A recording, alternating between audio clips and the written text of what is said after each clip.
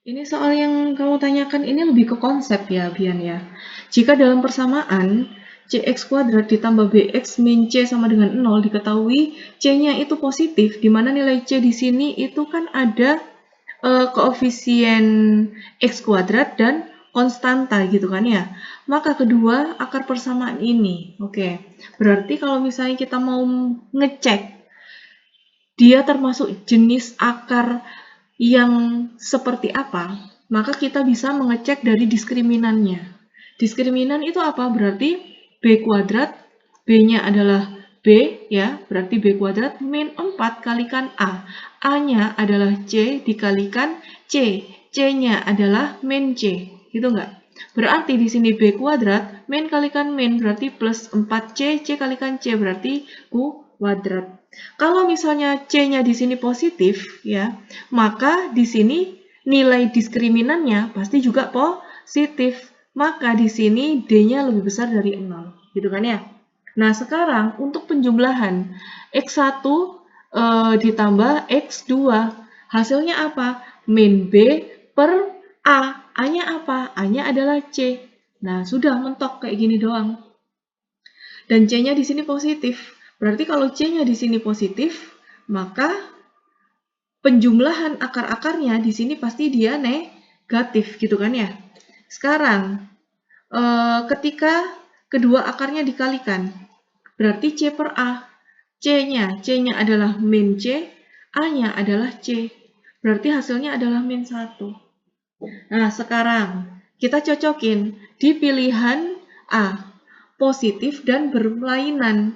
Kalau angkanya positif dan angkanya itu berlainan, berarti angkanya itu berbeda, ya. Maka ketika X1 ditambah X2, misal positif, sama-sama positif nih. X1 positif, X2 positif. Tapi di sini angkanya berlainan, berbeda. Misal nih, ini X1, ini X2. Misal di sini X1-nya 1, X2-nya 2. Gitu kan ya? Sama-sama positif dan angkanya berlainan. Bukan ini angkanya nggak kembar gitu kan ya, berlainan. Ada kata-kata berlainan berarti angkanya berbeda.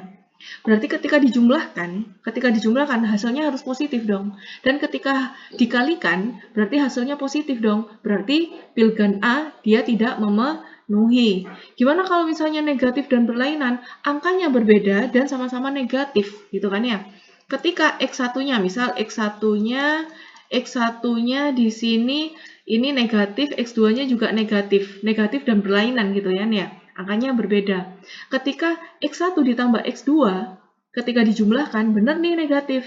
Tapi ketika dikalikan, X1 kalikan X2, harusnya minus dikalikan minus, harusnya positif. Ternyata, pada saat dikalikan keduanya, dia tidak memenuhi. Berarti pilihan B itu salah. Berlawanan. Berlawanan itu artinya apa? Ketika X1 sama X2, berlawanan itu artinya tandanya berbeda dan angkanya itu sama. Misal, di sini nilainya adalah min 1 dan plus 1. Ini namanya berlawanan. Sekarang, ketika kedua akar di sini, yang contoh di sini, angka yang berlawanan di sini dijumlahkan, itu hasilnya 0. Apakah penjumlahan akar-akarnya di sini 0? Enggak 0. Justru di sini dia negatif kan ya. Kemudian ketika kedua akar di sini min 1 dan 1, kedua akar yang berlawanan di sini ketika dia dikalikan dia menghasilkan negatif ya. Berarti min 1, berarti ini cocok. Cuman di sini penjumlahannya itu harusnya 0.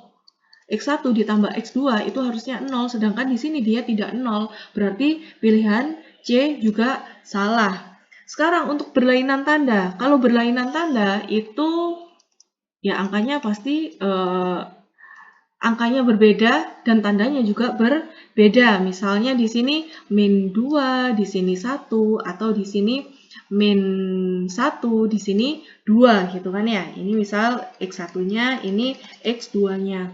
Nah, ketika dia dijumlahkan, dia hasilnya negatif. Ini semuanya ketika dikalikan, min 2 dikalikan 1 berarti minus ya.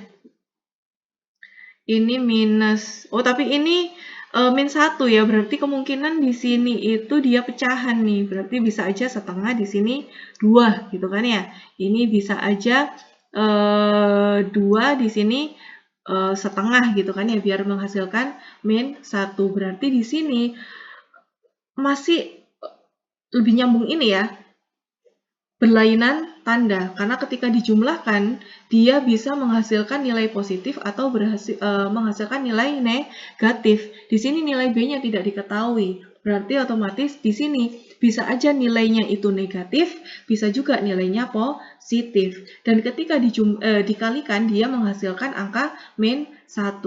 Nah, sekarang untuk tidak real.